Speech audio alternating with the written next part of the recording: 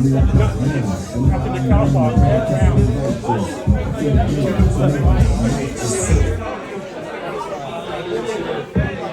put your hands together for Supermac, Malcolm McDonald. Okay, Mal, before the game, you said you were going to be judged by your prediction. 3-0, you said. Maybe more. It was a 0-0 draw. I got up to the ground and in the press room where I was today, they give you a programme and also a fact sheet about the two clubs playing. This isn't about Chris Wood. No, this isn't about Chris Wood. I'll get on to him in a minute. And looking through all the various facts of the history between Newcastle and Leeds United, I came across one fact which I pointed out to John Gibson, the Chronicle journalist, and it said that in the history of Newcastle United at St James Park playing Leeds United, there has never been a 0-0 draw.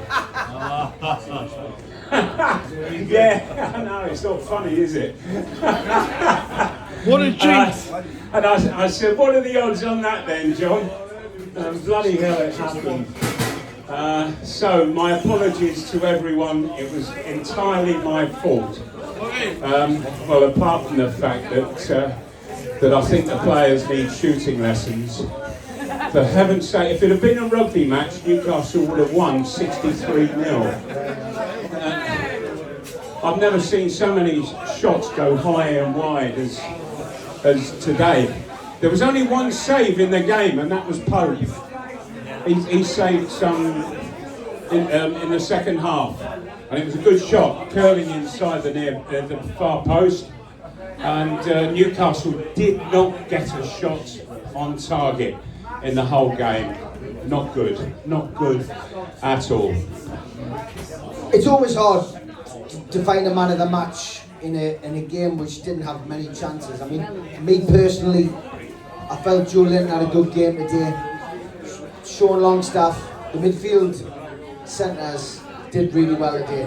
But I've got to be honest, a lot of people say Dan Burn, but I felt Nick Pope as well today, because Nick Pope hasn't got a great deal to do in most games. And you've already mentioned Nick Pope pulled off a great save. Who was your man of the match today? I'm still searching for one. In all honesty, for me, the back line, absolutely tremendous, all of them. And we maintain that really tight goal difference that we've got over all the other sides. But if I had to, if I've got to pick somebody out, possibly I would go for Joe Linton. I think he was the more dangerous of anybody that was out there today. I was so disappointed in some. And I've given a good talk up for Sean Longstaff, for example, and I'm not just picking on him, but he's had a really good game. But then he gets two chances, and both fly way over the bar. And why? There is one simple reason why, and that is that what he wanted to do was see himself score. So as he's about to strike, lifts his head, and as soon as you do that, the ball goes up in the air. And I was taught, before I arrived at Newcastle, all those decades ago, that a really good goal scorer never sees his shot hit the net. And I'm afraid that everybody wanted to see themselves score today. Okay, let's not get too aerated. It's New Year's Eve, mate. Leeds United, right? Leeds United came and set up today in a particular way, and I've got to be honest, right? Newcastle United and Newcastle United fans will never ever discredit a team if they don't deserve it. Leeds came to a point today and they got it, and well deservedly. Without a shadow of a doubt. In fact, they in the first 2/3 they were much the better side, and I thought they were outplaying Newcastle for most of the time.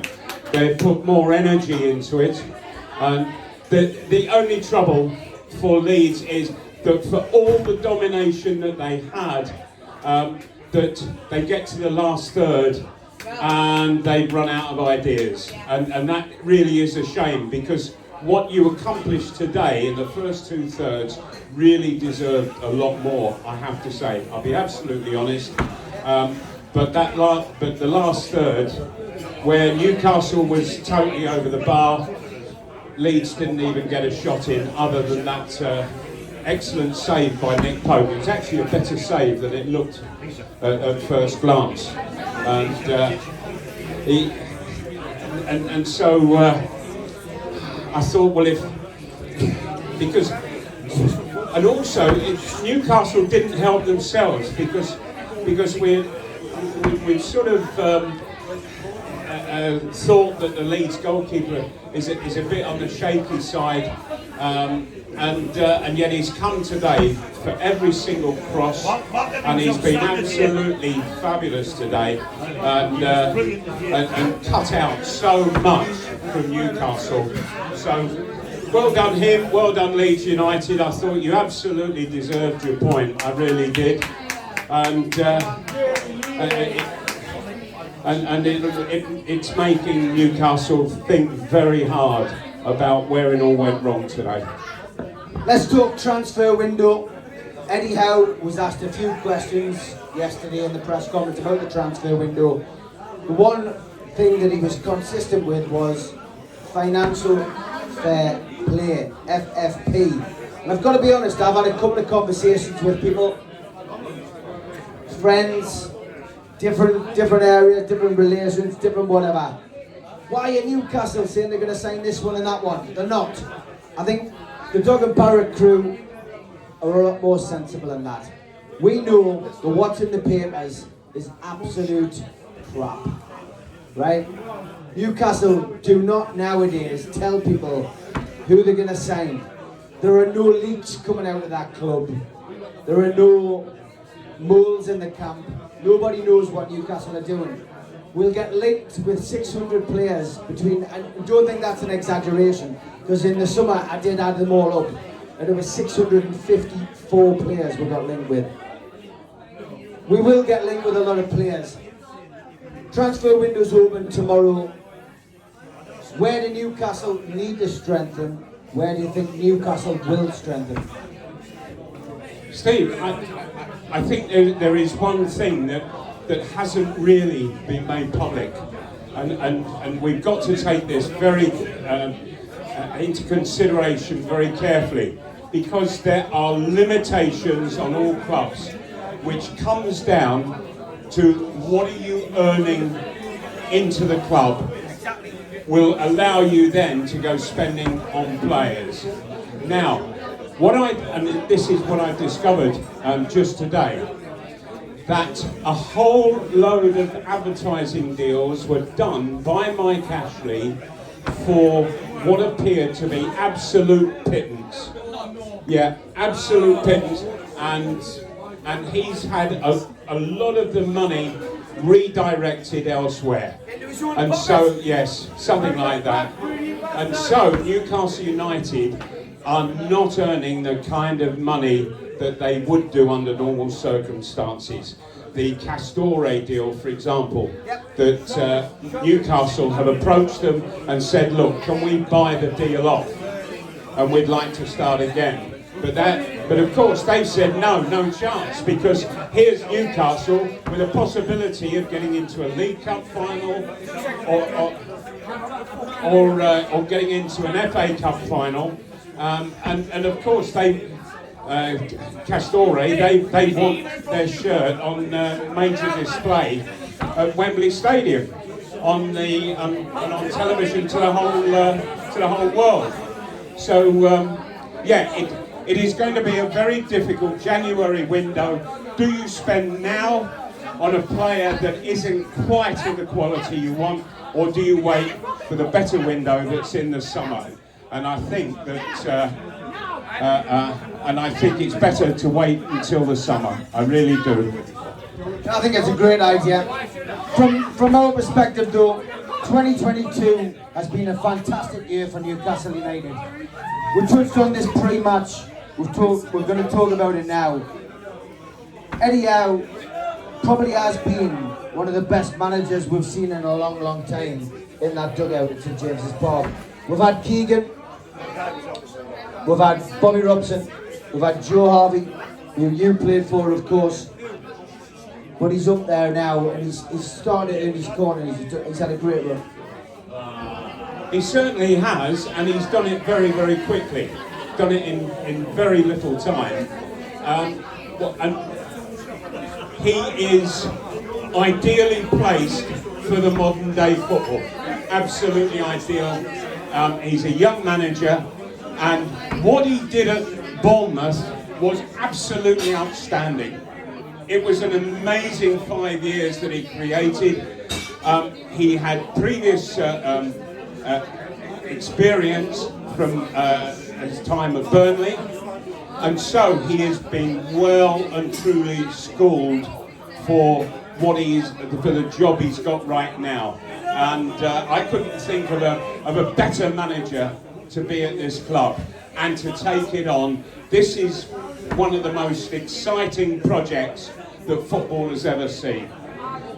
It's going to be a fairly long-term thing, but Eddie Howe is doing his best to bring success in the short term as well. Well done to him, good luck as well to everybody in trying to do it. And it is possible. So I think that if we sort of look at the cups this season, I don't think we're going too far.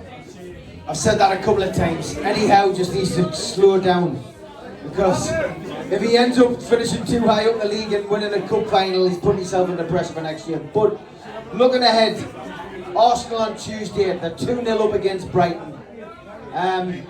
Another former team of yours. What do you see happening on Tuesday night? Well, it's a great shame that Trippier is going to be suspended. He got his 5th booking today, so we'll be missing him. He had a bad game. Yeah, I've seen right backs play an awful lot worse though at Newcastle of late. But so we're going to be a bit light there. Arsenal are a terrific side, playing really well just at the moment, as you can see up there. 2-0 down on the south coast against Brighton. And you can't see them letting that go. So it really is going to be very difficult. But Arsenal have one major hurdle to overcome, and that is the fact that Newcastle United's defence do not give goals away, and so that, yes, that is, and it's down to Arsenal to see if they can score against the best defence in the Premiership. Have you got a prediction? Have I got a prediction? I'll tell you what, I am going to take a 0-0 draw. I'll take another 0-0 draw, and I think Newcastle will set themselves out not to concede. And they've succeeded many times this season.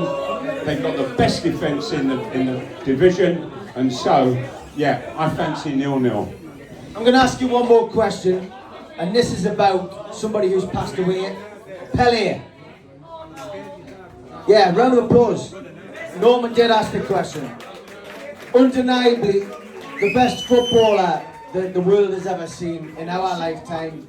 Maybe before that, who knows? But Malcolm, Supermac, give us your views on Pelé. Well, the Newcastle United team that I played in had the great satisfaction of actually meeting Pelé, playing against him, in an end-of-season friendly over in Hong Kong. Me, I'd been picked by England and was stuck behind the iron bloody curtain while all my teammates were meeting Pelé. So I never did get to meet him, but an absolutely fantastic player, and I find it quite incredible that it's not just where he has played that's saluting him passing, but it's everywhere in the world. That meant that he really was in the hearts of everybody, and a very, very special player at that. And he was a true gentleman throughout, and that I think was important.